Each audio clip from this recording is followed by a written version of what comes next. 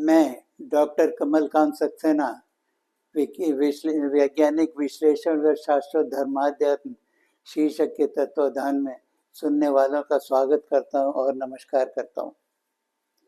मेरे 3 एपिसोड निकल चुके हैं। इनमें पहले एपिसोड में मैंने भगवान के अस्तित्व के बारे में बताया था। दूसरे एपिसोड में मैंने हम जीवों के अस्तित्व के बारे में बताया और तीसरे एपिसोड में मैंने हमारी योनि मनुष्य क्यों कही गई इसके बारे में बताया था। आज हम चौथे एपिसोड में चर्चा करेंगे कि हमारा धर्म क्या है और धर्म की परिभाषा क्या है। धर्म कर्तव्यपूर्ण कर्मों से संबंधित रखता है और कर्म क्रियाओं के अंतर्गत किया जाता है। क्रियाएं 3 प्रकार की होती हैं, जिन्हें कर्म, अकर्म और विकर्म कहते हैं।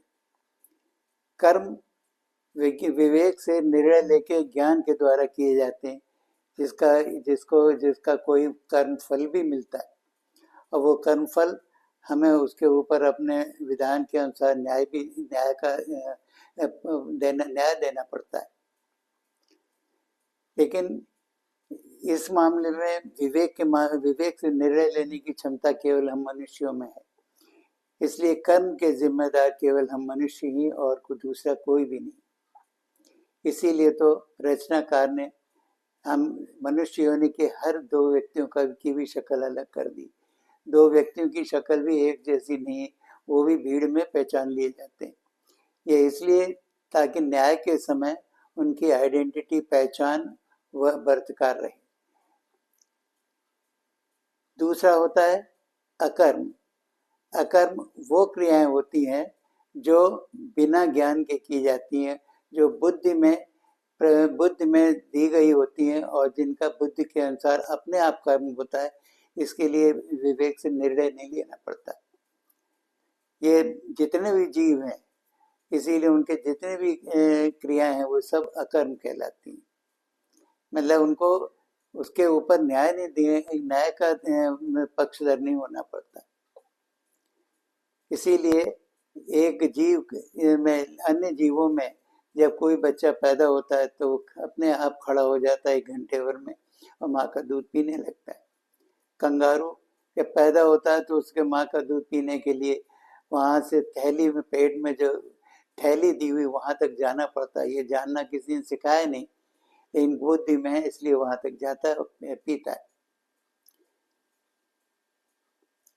तीसरा होता है विकर्म। तो ये विकर्म का अर्थ होता है विशिष्ट कर्म।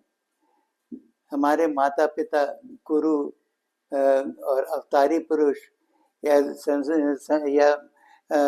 मजहब या संप्रदाय देने वाले, अस्तित्व देने वाले संपादक, इन सब के कर्म, इन सब की सलाह, मशवरा, विचार और कर्म, ये सब विशिष्ट कर्म कहलाते हैं। विशिष्ट कर्म चूंकि ये हमारे कर्म से संबंधित होते हैं, इसलिए इन लोगों का भी न्याय होता है, जीवन का न्याय होगा। अब रही बात कि धर्म की।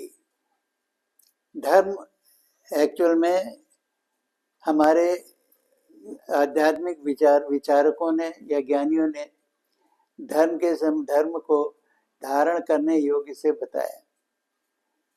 जबकि अब हम ये देखें क्या ये धारण करने योग्य होता है। धारण करना व्यक्ति की व्यक्तिगत क्षमता होती है और उसके विवेक से प्राप्त ज्ञान के ऊपर निर्भर करती है। अब हर व्यक्ति, किसी का ज्ञान कम है, किसी का ज़्यादा है, तो उसके सोच विचार धारण करने की शक्ति भी अलग होगी, हर एक की अलग होगी।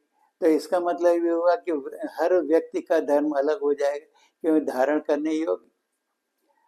करने की क्षमता तो हर की अलग है। और उनमें जो उसके विचार से किसी एक के विचार से दूसरों का विचार मिलता होगा तो वो आपस में समूह बना लेते हैं, जिसे हम संप्रदाय भी कहते हैं, कम्युनिटी भी कहते हैं। अब जब कम्युनिटी बन जाती है तो उसमें जितने लोग बढ़ जाते हैं वो अपने अंदर ताकत महसूस करते हैं, वो सांप्रदायिक क्रिया करने लगते हैं। अपनी ताकत के अनुसार वो समाज में विध्वंस फैलाने की कोशिश करते हैं।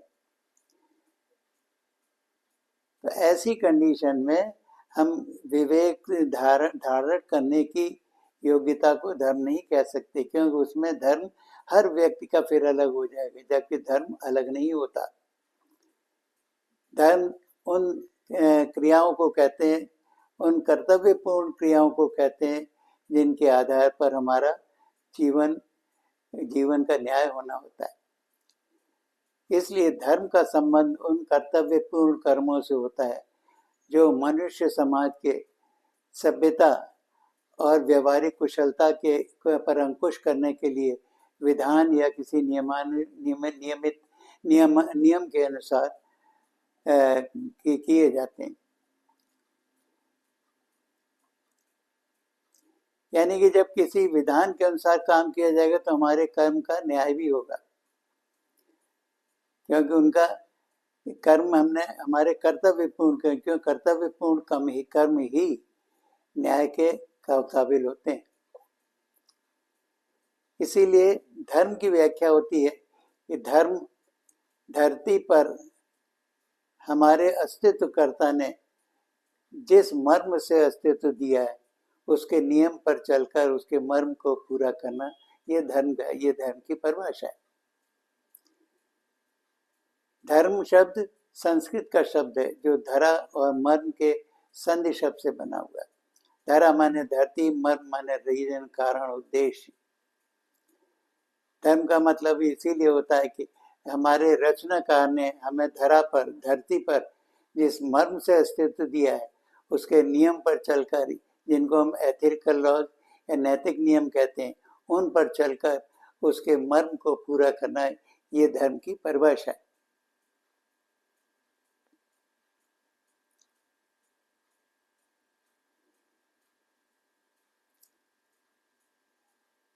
अब हम देखते हैं कि ये धर्म की परिभाषा, इसलिए धर्म किसी का अलग नहीं है। हमने अपने विवेक से ज्ञान हासिल करके जो कर्तव्यपूर्ण कर्म करने हैं अपने विधाता के लिए, अपने ब्रह्म के लिए जो कि एकमात्र रचनाकार है, उनको धर्म कहते हैं। और ये भी हमें धरती पर चूंकि अस्तित्व मिला है, इसलिए धरा के अनुसार धरती पर जिस मर्म के साथ भेजा है, हमें उसके मर्म को धरती पर रहकर पूरा करना है। ये हमारा धर्म। अब बहुत से आध्यात्मिक विचारकों और ज्ञानियों ने धर्म के शब्द को धारण करने योग्य से लिया, धारण किया जाए उसके ऊपर लिया। अगर धारण करने की क्षमता तो व्यक्ति को व्यक्तिगत रूप से मिली हुई। हर व्यक्ति अपने आप से सोचेगा हमें क्या धारण करना, क्या नहीं धारण करना चाहिए। ये उसके विवेक पे निर्भर करता है कि उसने विवेक से क्या ज्ञान हासिल किया है, उसके अकॉर्डिंग वो अपनी धारण करने की क्षमता को बनाता है, अपनी धारण करने की प्रतिज्ञा करता है। इस तरह तो हर व्यक्ति का धर्म अलग हो जाएगा, जबकि धर्म अलग नहीं हो सकता। अब उसी के विचारों को जब कुछ और लोग मानने लगते हैं तो उनका एक समूह बन जाता है, फिर वो समूह मजहब या संप्रदाय कहलाने लगता है या कम्युनिटी कहलाने लगता है। जब कम्युनिटी में लोग ज्यादा हो जाते हैं तो वो अपनी ताकत पर घमंड करने लगते हैं, ईगो करने लगते हैं, फिर वो उस अपने ताकत के अनुसार समाज में दुष्कर्म करना शुरू कर देते हैं। उनको ये पता ही नहीं कि हमारे कर्म कौन से हमें किए जाने हैं, वो तो मजहब ने जो बता दिए वो कर्म करेंगे। ये भूल जाते हैं कि मजहबी कर्म अगर रचनाकार ब्रह्म के नियमों का उल्लंघन करेंगे तो वो सारे के सारे लोग दंड के पात्र हो जाएंगे, क्योंकि न्याय करने वाला एकमात्र एक ब्रह्म है, दूसरा कोई अस्तित्व नहीं। कोई अस्तित्व होता तो वो ब्रह्मांड में रचनाओं की तरह ब्रह्म की तरह उनके नाम, आसमान का उनके नाम से होता। ईश्वर होता ईश्वरान कहलाता, अल्लाह होता अल्लाह कहलाता, शिव होते शिवान कहलाता, महावीर होते महावीरान कहलाता, कबीर होते कबीरान कहलाता, बुद्ध होते बुद्धान कहलाता, विष्णु होते विष्णुवान कहलाता। कुछ तो बदलता, लेकिन आज तक कभी नाम नहीं बदला।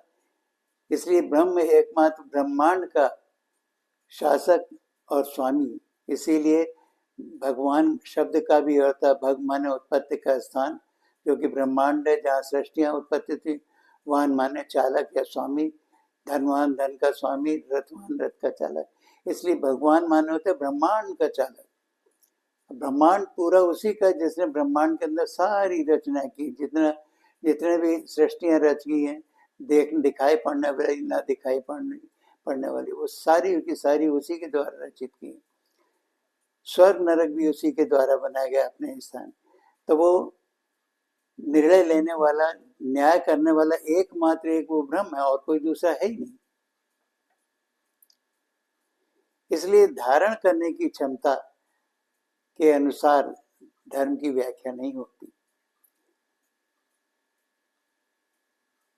धर्म केवल हमारी योनि के ही लिए होता है। इसीलिए धर्म के ऊपर जो न्याय होता है, न्याय होने वाला है, उसी के लिए रचनाकार ने हम मनुष्य योनि के हर अस्तित्व को, हर मनुष्य को अलग अलग आकृति छवियों से संवारा है।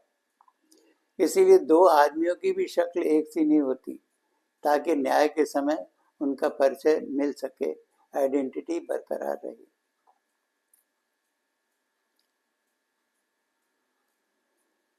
इसलिए धर्म की परिभाषा केवल उस ब्रह्म के अनुसार होनी है जिसने हमें धरती पर अस्तित्व दिया, और उसी के अनुसार हमें अपने जीवन के कर्म करने होते हैं, और वो भी कर्तव्यपूर्ण कर्म जो जिसकी अपेक्षा, जिसकी मर्म हमारे रचनाकार ने हमसे की है।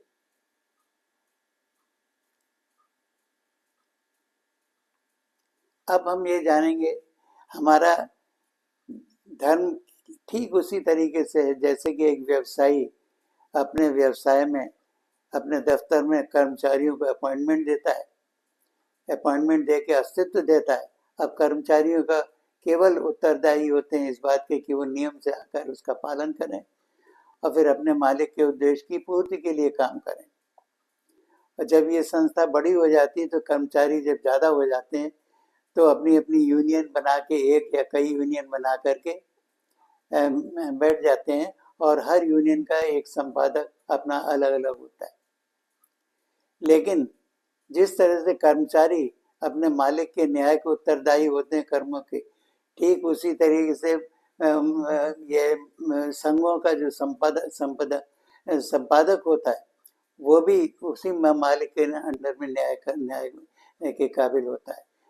जो कर्मचारियों का न्याय होगा वही उसका भी न्याय होगा, बल्कि वो अगर गलत एडवाइस देंगे तो उनको और ज़्यादा दंड मिलेगा, क्योंकि अपराध करने वाले से अपराध की सलाह देने वाला ज़्यादा गुनाहगार होता है। अब हम ये बताएंगे इस धर्म को क्या कहते हैं।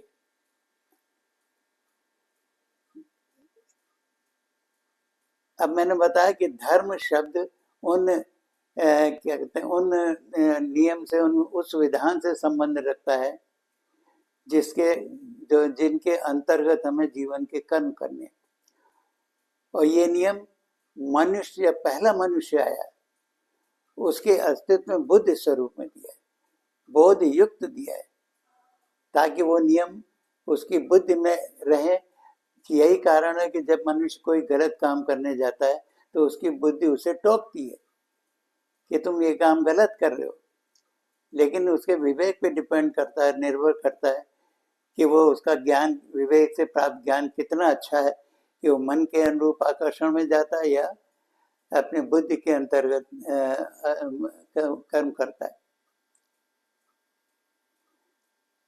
अब कर्म नियम, विधाता के नियम चूंकि आदि मनुष्य के बुद्धि में दिए हैं, और ये तब तक चलते रहेंगे जब तक मनुष्य का अस्तित्व रहेगा।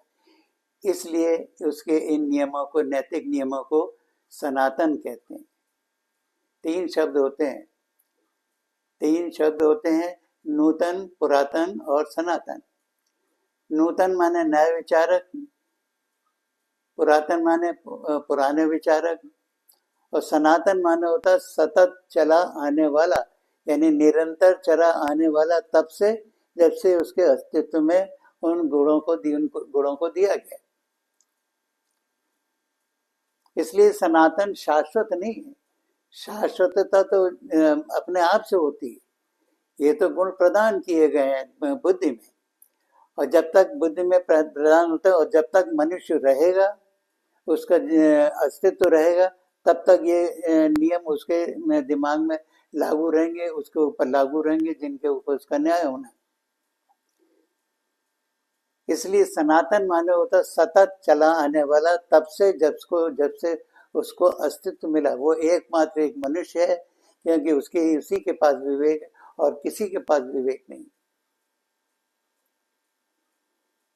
तो धर्म की परिभाषा हो गई कि वे सनातन नियम, जिन्हें हम एथिकल लॉज कहते हैं, उनके नियम पर चलकर हम मनुष्य योनि के हर व्यक्ति का कर्तव्य है कि उसके नियम पर चलकर उसके धरती पर हमें अस्तित्व देने के मर्म को पूरा करना। तभी हम वास्तविकता में धर्म को अपना पा रहे हैं और पालन कर पा रहे हैं। मेरा ख्याल आप लोग समझ चुके होंगे कि धर्म की एग्जैक्ट व्याख्या क्या है। अब मैं यहाँ सारे व्यक्तियों को, हर समूह के, हर मजहब के व्यक्तियों को आगाह करता हूँ कि अपने अपने मजहब में जो सलाह दी गई है उनको नैतिक नियमों के आधार पर विचार करें उन पर, कि कहीं ऐसा तो नहीं कि वो नैतिक नियमों का उल्लंघन करें और उन्हें दंड मिल जाए, वो दंड के पात्र हो जाए। और दंड के जब पात्र हो गए तो उस समय सोचने से कोई फायदा नहीं रहेगा, क्योंकि तब हाथ से चिड़िया चुग गई खेत, उससे ये मतलब हो जाएगा, हाथ से आपके सब कुछ निकल चुका होगा, समय निकल चुका होगा। इसलिए मेरी एक बार पुनः प्रार्थना है संसार के हर मनुष्य, हर व्यक्ति से, कि अपने अपने कर्मों का निवारण केवल नैतिक नियमों के अनुसार करके अपने धर्म को पूरा करें, वरना वो उनका जीवन अधर्म में फंस जाएगा। उस समय वो उनको पछताने के अलावा कोई चारा नहीं मिलेगा। आज धर्म के क्षेत्र में यहीं तक समाप्त करता हूँ, यहीं विराम देता हूँ। अगले एपिसोड में मैं बताऊंगा कि हमारे कर्मों का दंड या पुरस्कार कैसे मिलता है। नमस्कार।